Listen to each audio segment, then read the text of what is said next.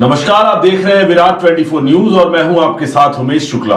खबर रीवा से है, जहां भारतीय जनता पार्टी रीवा द्वारा जन आशीर्वाद यात्रा के समापन एवं आगामी 25 सितंबर को भोपाल में आयोजित कार्यकर्ता महाकुंभ के संबंध में पत्रकार वार्ता का आयोजन किया गया। आपको बता दें, इस पत्रकार वार्ता में कहा गया कि जन आशीर्वाद यात्रा में पूरे प्रदेश में जनता का आशीर्वाद भारतीय जनता पार्टी को मिला एवं जन आशीर्वाद से यह संदेश बरकरार है कि फिर इस बार से भाजपा सरकार है। पत्रकार वार्ता में आगे कहा गया कि मोदी सरकार ने महिला सशक्तिकरण को शुरू से ही प्राथमिकता दी और ठोस कदम उठाए हैं। हाल ही में नारी वंदन बिल दोनों सदनों से सर्वसम्मत से पारित होना यह दर्शाता है कि मोदी की नीतियां विपक्ष को भी पसंद हैं। साथ ही जन आशीर्वाद यात्रा के संबंध में विवरण देते हुए कहा कि यह जन आशीर्वाद यात्रा प्रदेश के 51 जिलों के 210 विधानसभाओं तक पहुंची और 25 लाख से अधिक मतदाताओं से सीधा संवाद किया है। प्रदेश में इस यात्रा का कुल 1000 जगह स्वागत होना, 670 से अधिक रथ सभाएं, मध्य प्रदेश में 50 से ज्यादा बड़ी जनसभाएं हुई, जिसका श्रेय भारतीय जनता पार्टी के कार्यकर्ता और जनता को ही जाता है। रीवा में जन आशीर्वाद यात्रा के विषय में बताया कि रीवा में 6 सितंबर से 9 सितंबर तक जन आशीर्वाद यात्रा रही। जन आशीर्वाद यात्रा जिले के 8 विधानसभा से होकर गुजरी और लगभग 206 किलोमीटर की यात्रा तय की है। यात्रा में 86 स्थानों पर यात्रा का भव्य स्वागत किया गया। 8 मंची सभाएं और 8 रथ सभाओं में जनता का भरपूर स्नेह मिला। साथ ही यात्रा के माध्यम से करीब 1,42,250 लोगों से सीधा संवाद हुआ है। आपको बता दें, यात्रा के दौरान लगभग 27,000 लोगों ने पार्टी की सदस्यता ली। पत्रकार वार्ता में आपको बता दें, आगे कहा गया कि इस यात्रा में जनता की सहभागिता ने बता दिया है कि अगर संस्कृति का सम्मान बचाना है, गरीब कल्याण करना है, महिलाओं का उत्थान करना है, सुशासन अपनाना है, तो भारतीय जनता पार्टी को फिर से लाना होगा।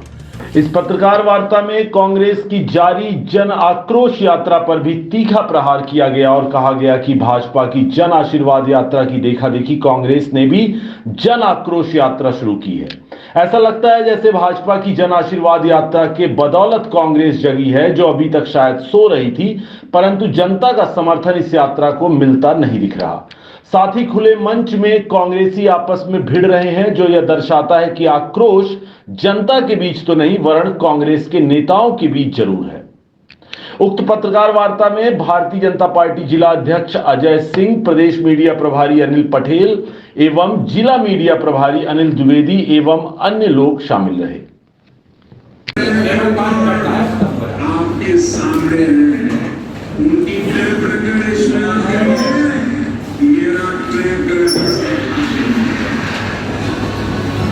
एमपी के मन में है मोदी और मोदी के मन में है एमपी। 5 अलग लोगों से शुरू हुई जन आशीर्वाद भाजपा और मोदी जी के प्रति जनता के प्रेम का प्रत्यक्ष प्रमाण है। पहली जन आशीर्वाद यात्रा आपके सामने उनकी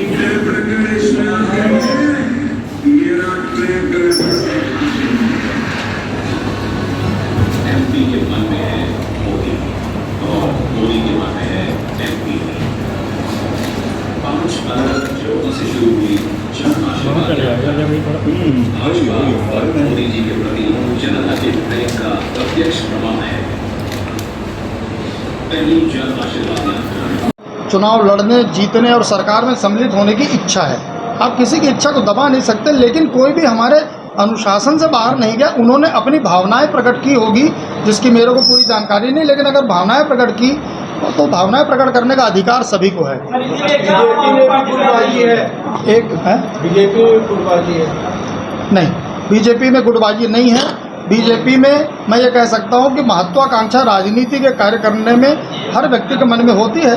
वो कहीं ना कहीं कोई कुछ कम कुछ ज़्यादा भी नहीं कहा कि 100% सड़कें बन गई हैं। मैं अगर आंकड़ों की बात करूं तो 2004 में कुल 44,000 किलोमीटर सड़कें हमारे मध्य प्रदेश की बनी हुई थी।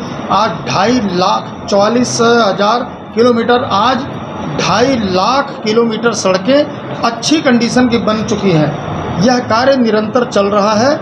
इसलिए मेरा ये कहना है कि सड़कों में जिस प्रकार का अभूतपूर्व कार्य हुआ है पूरे देश में, सिर्फ मध्य प्रदेश या रीवा में ही नहीं, तो अगले आने वाले कुछ सालों में जो आपकी भावना है एक भी सड़क ऐसी नहीं बचेगी जहां आपको गड्ढे मिलेंगे। पूरी सड़कें बन जाएंगी, क्योंकि आंकड़े बता रहे हैं कि काम बहुत तेज़ी से हुआ है। 24 घंटे बिजली देने का वादा करते हैं, आपकी प्रेस वार्ता में लाइट हो रही है, इसके पहले भी कई बार प्रेस कॉन्फ्रेंस में लाइट बंद हुई। बहुत अच्छा आपने विषय रखा है। मैं एक बात आपको याद दिलाना चाहता हूँ, 2004 के पहले हम बीमारू राज्य माने जाते थे। हमारे मध्य प्रदेश का बिजली का उत्पादन कुल 3800 मेगावाट था, 3800 मेगावाट। आज हम अपने इस मध्य प्रदेश में 26,000 मेगावाट बिजली बना रहे हैं। इसका मतलब ये है कि बिजली की कमी नहीं है, पावर सरप्लस स्टेट है। और मैं तो रीवा में बैठा हूँ, आप लोगों को सब जानकारी है।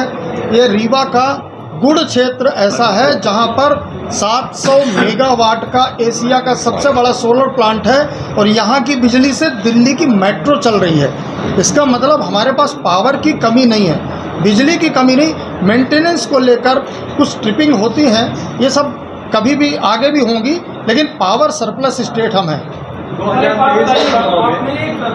के बीच में कहावत की है कांग्रेस को लेकर कि कांग्रेस कहीं अपना जमानत जब्त ना करा रहे, ऐसा लोग कह रहे हैं। संसद ने संसद की गरिमा के अनुरूप नहीं, गरिमा के खिलाफ कुछ शब्द बोले हैं, बिल्कुल सही है।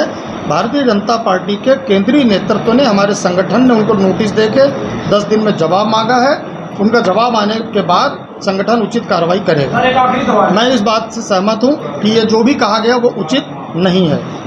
राहुल जी आए थे, उन्होंने बताया कि आशीर्वाद हमको मिल रहा है और आपको बीजेपी को मिल रही है। अब देखिए, वो 3 चुनाव लड़के तीनों हारे हैं, उसके बाद आशीर्वाद की बात कर रहे हैं, तो मैं कुछ नहीं बोलूँगा। सर, ये गरीब कल्याण संस्कृति का सम्मान क्या कांग्रेस नहीं कर पा रही? क्या आप कह रहे हैं जिनको बचाना है तो भाजपा को लड़ना है?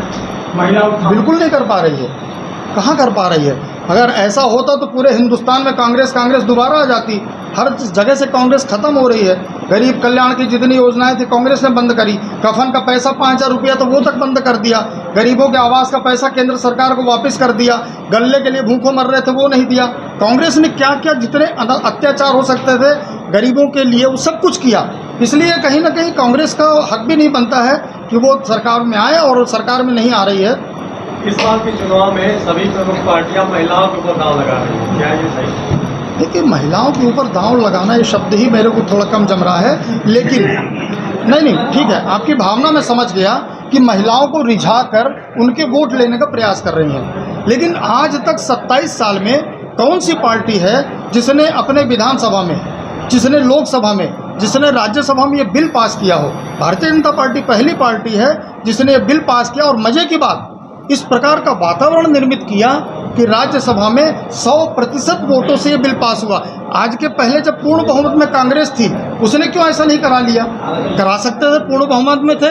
पहले अलग अलग मुद्दे थे, इस बार केवल महिला मुद्दा, महिला को उभारना और महिला को आरक्षण देना, महिला को पैसा देना, ये सब चल रहा है। कांग्रेस की पार्टी का वादा करती है, आप पार्टी कांग्रेस वादा करती है, भारतीय जनता पार्टी काम करती है।